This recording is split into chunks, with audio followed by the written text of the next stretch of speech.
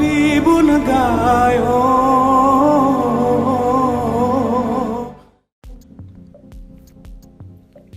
Saudaraku, dalam rangka menyambut hari ulang tahun ke-71 Humas Polri, Polres Aceh Tengah menggelar kegiatan donor darah pada Selasa 25 Oktober 2022.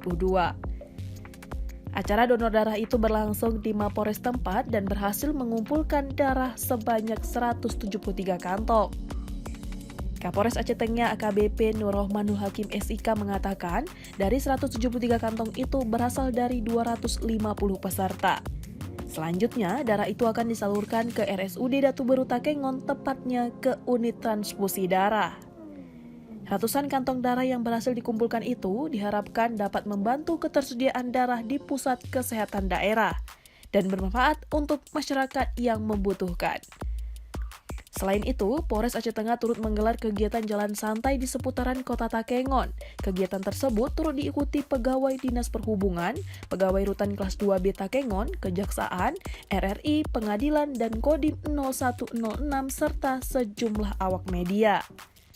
Polres Aceh Tengah juga akan membagikan bantuan sosial pada esok hari Rabu 26 Oktober 2022 di Pusat Perbelanjaan Pasar Paya Ilang. Bantuan itu akan diberikan kepada sejumlah masyarakat yang membutuhkan. Dari Aceh Tengah, Romadani, Tribun Gayo TV.